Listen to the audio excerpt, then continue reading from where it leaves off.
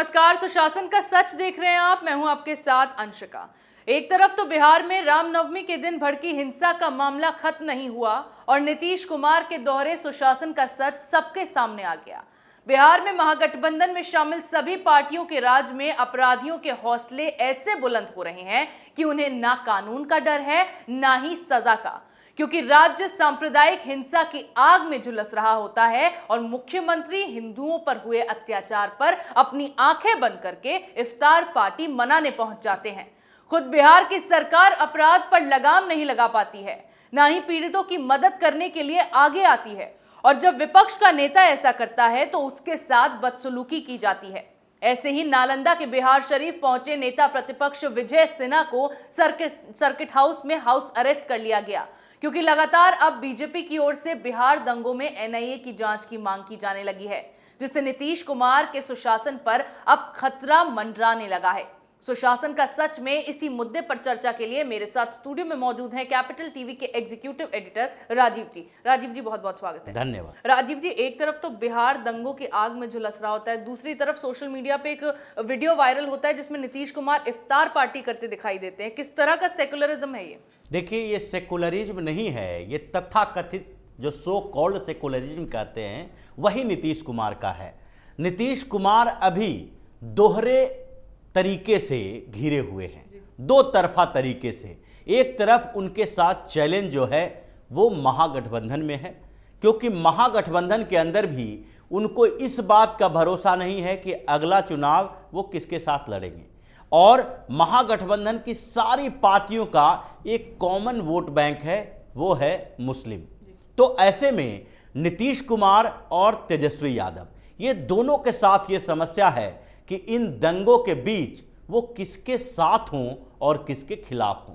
जैसे 3-4 दिन के बाद नीतीश कुमार के डिप्टी सीएम तेजस्वी यादव ने ट्वीट किया, बताया कि इस पर प्रशासन की नज़र है, हमने बात की है, सीएम से भी बात की है, डीजीपी से बात की है और सख्त कार्रवाई की जाएगी। मतलब 2 दिनों तक वो सोए हुए थे, उनको समझ नहीं आ रहा था या पता नहीं चल रहा था कि इन जगहों पे जो दंगे की आग भड़की है वहाँ पर एक बार चले जाएं, वहाँ जाकर लोगों को समझाएं, बताएं, और साथ ही वहाँ पर जो सही गुनाहगार है उसको सजा देने के लिए पुलिस प्रशासन को सख्त आदेश दें।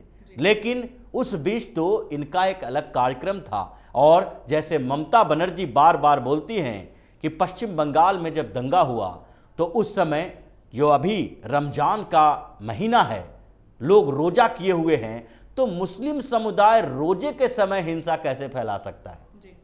अब रोजे के समय जब पूरे अरब में बवाल मच सकता है, रोजे के समय पाकिस्तान में बम विस्फोट हो सकता है, अफगानिस्तान में बम धमाके हो सकते हैं, तो हिंदुस्तान के मुसलमान रोजे के समय शांति भंग नहीं कर सकते, इसकी गारंटी तो सिर्फ ममता बनर्जी ही ले सकती है, और वैसे ही गारंटी नीतीश कुमार भी लेते हैं जी। तो राजीव जी, जिस तरह से बिहार के नालंदा शहर के बिहार शरीफ में जब विजय सिन्हा वहां पीड़ितों से मिलने जा रहे थे, उनको वहां रोक दिया गया, वहां से हाउस अरेस्ट कर लिया गया, क्यों नीतीश सरकार ने इस तरह का कदम उठाया? क्योंकि अगर विपक्ष की ओर से इस बात पर सवाल खड़ा किया जाता है तो नीतीश कुमार को ऐसा क्या डर सताने लगता है कि कभी वो विधानसभा से किसी एमएलए को बाहर फिकवा देते हैं, या फिर अब उन्होंने हाउस अरेस्ट जो विजय सिन्हा को करवा दिया है? देखिए, ये पॉलिटिकल गेम है, क्योंकि नालंदा जिला जो है ना, वो बिहार के लिए नहीं, नीतीश कुमार के लिए सबसे इंपॉर्टेंट है। नालंदा से ही नीतीश कुमार आते हैं, और वहां से अगर उनके पैर उखड़ गए तो फिर नीतीश कुमार बिहार में कहीं नजर नहीं आएंगे। इसलिए अभी जो नालंदा का मुख्यालय है, बिहार शरीफ जिला मुख्यालय, वहां पर जो दंगे हुए हैं उसमें विजय कुमार सिन्हा जा रहे थे पीड़ित परिवार से मुलाकात करने के लिए। यानी भारतीय जनता पार्टी की नालंदा में, यानी नीतीश कुमार के घर में एंट्री होती है, और उस एंट्री के साथ ही जो विजय कुमार सिन्हा हैं, या फिर ये कह सकते हैं भारतीय जनता पार्टी है, वो वहां पर नीतीश कुमार को ललकारने के लिए गई थी कि अब आप बताओ कि आप अपने घर को सुरक्षित नहीं रख सकते, घर के हिंदुओं को सुरक्षित नहीं रख सकते, तो बिहार को कैसे सुरक्षित रखोगे? और दूसरी बात यह है कि नालंदा में एक दूसरा समीकरण चल रहा है। अभी जो नालंदा की स्थिति है वो नीतीश कुमार के लिए सबसे बड़ी चुनौती बनकर उभरने वाली है। वहां पर जो नीतीश कुमार के सबसे करीबी व्यक्ति माने जाते थे, अधिकारी से लेकर वो पार्टी में आए, पार्टी के राष्ट्रीय अध्यक्ष बने, वो है आरसीपी सिंह। रामचंद्र प्रसाद सिंह नीतीश कुमार के सबसे करीबी व्यक्तियों में से एक थे। संगठन में उनका अच्छा खासा पैठ था और वो नीतीश कुमार ने उनको पार्टी की कमान सौंप दी थी राष्ट्रीय स्तर पर। उन्हें केंद्रीय मंत्री भी बनाया गया, लेकिन नीतीश कुमार के साथ उनकी बनी नहीं, क्योंकि नीतीश कुमार को लगने लगा कि जब केंद्र में आरसीपी सिंह को मंत्री बनाए हैं तो उसके बाद उनका भारतीय जनता पार्टी के साथ संबंध बेहतर हो गया है, और इसलिए जब नीतीश को पलटी मारना था तो आरसीपी सिंह से उनकी अदावत हो गई, खटपट हो गई, और उन्होंने दोबारा उनको राज्यसभा नहीं भेजा ताकि अपने आप वो मंत्री पद से इस्तीफा देने के लिए मजबूर हो जाए। ये पूरी स्थितियां चल रही थी और उसके बाद अंततः आरसीपी सिंह को पार्टी से छोड़ना पड़ा, पार्टी से निकाल दिया गया। लेकिन वो अभी भी पूरे बिहार का दौरा कर रहे हैं।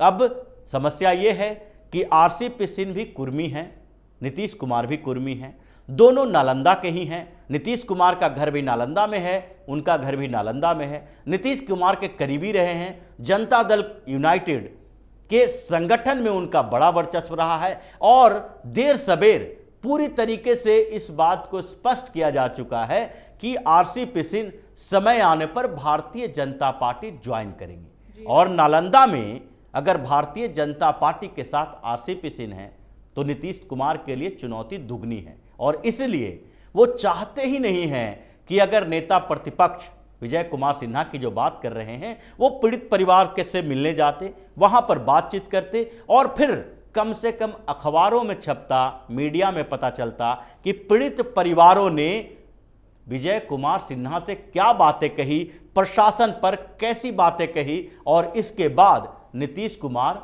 नालंदा से ही भगाए जा सकते थे। जी राजीव जी, अब इस मामले में बीजेपी की तरफ से एनआईए की जांच की मांग भी की जा रही है, तो क्या ऐसा हो सकता है कि अब एनआईए को वहां जांच के लिए भेजा जाए? देखिए, एनआईए क्या है? एंटी टेररिस्ट संगठन है, मतलब एजेंसी है। जो एनआईए मतलब नेशनल इन्वेस्टिगेटिव एजेंसी जो है वो टेररिज्म के मामलों की जांच करती रही है। आतंकवाद के तार जहां जुड़े होंगे वहां पर एनआईए की एंट्री होगी। और भारतीय जनता पार्टी का मानना है कि बिहार में जिस तरीके से पहले पीएफआई के लिंक मिले, प्रधानमंत्री नरेंद्र मोदी की एक रैली में विस्फोट हुआ था, उसमें भी एनआईए ने जांच की थी, पीएफआई का लिंक मिला था। पीएफआई के नेटवर्क को तोड़ने के लिए बिहार में कई जगह छापेमारी की गई। बिहार में पटना में ही फुलवारी शरीफ में पकड़े गए 2-3 लोग। तो आतंकवादियों का गढ़ जो बिहार बनता जा रहा है, वहां कॉन्स्पिरेसी हो रही है, उसका एक सूत्र कहीं ना कहीं इस दंगे से जुड़ता है। क्योंकि भाजपा का मानना है और इन लोगों का मानना है कि जिस तरीके से बराबर दंगे हो रहे हैं, लगातार दंगे हो रहे हैं, उससे मुस्लिम युवाओं को वहां पर कट्टरपंथी बनाने में सहयोग मिलता है। और फिर ये जो लोग हैं, जो संगठन हैं, जो आतंकी संगठन भी है, वो वहां से युवाओं को लाते हैं और माइंड वॉश करते हैं कि देखो तुम्हारे यहां ऐसा हुआ था, हिंदुओं ने तुम्हारे ऊपर अत्याचार किया, इसलिए अब उससे बदला लेने के लिए तुम्हें हमारे संगठन के साथ जुड़ना पड़ेगा। तो इसलिए ये पूरी की पूरी जो बड़ी साजिश है, उस साजिश को बाहर लाने के लिए जरूरी है कि एनआईए से जांच करवाई जाए, क्योंकि सीबीआई तो इसकी जांच कर सकती है लेकिन उस नेटवर्क के आधार पर नहीं करेगी। और इसीलिए भारतीय जनता पार्टी के नेताओं का मानना है कि एनआईए से जांच करवाई जाए, दूध का दूध पानी का पानी हो जाएगा कि नीतीश कुमार की सरकार में ये जो लगातार हंगामा चल रहा है, दंगे हो रहे हैं, उसके पीछे कोई बड़ी साजिश तो नहीं है, और उस साजिश के तार आतंकवाद से तो जुड़े नहीं हैं। इसलिए एनआईए को तो नीतीश कुमार खुद कहें कि एनआईए की जांच होनी चाहिए और इसके पीछे जो भी लोग हैं उसको सामने लाना चाहिए, उसके ऊपर सख्त कार्रवाई होनी चाहिए। जी बिल्कुल। बिहार में हुए दंगों के बाद नीतीश कुमार पूरी तरह से घिर चुके हैं। बेनकाब होने के बाद अब वो विपक्ष के नेता को कभी विधानसभा के बाहर फेंकवा देते हैं तो कभी अपनी दादागिरी के तहत नेता प्रतिपक्ष को नजरबंद करवा देते हैं। बीजेपी लगातार मुखर होकर इस मुद्दे को उठा रही है कि सुशासन की आड़ में बिहार में हिंदू समुदाय को निशाना बनाया जा रहा है और तुष्टीकरण की राजनीति कर वोट बटोरने की तैयारी की जा रही है। साथ ही इस मामले में एनआईए से जांच की मांग भी अब तेज हो गई है, जिसके बाद नीतीश कुमार की मुश्किलें बढ़ सकती हैं। इसी डर से अब नीतीश कुमार अपनी पावर का गलत इस्तेमाल कर राज्य में खुद अपराध को बढ़ावा देने के साथ साथ उसमें शामिल भी हो रहे हैं। बिहार में सुशासन के सच को उजागर करने वाले इन तमाम मुद्दों पर चर्चा के लिए आपका बहुत बहुत धन्यवाद। सुशासन का सच पे मेरे साथ आज इतना ही। अगर आपको हमारे वीडियो पसंद आया हो तो इसे लाइक करें, शेयर करें, कमेंट करें, साथ ही हमारे चैनल को सब्सक्राइब करना ना भूलें।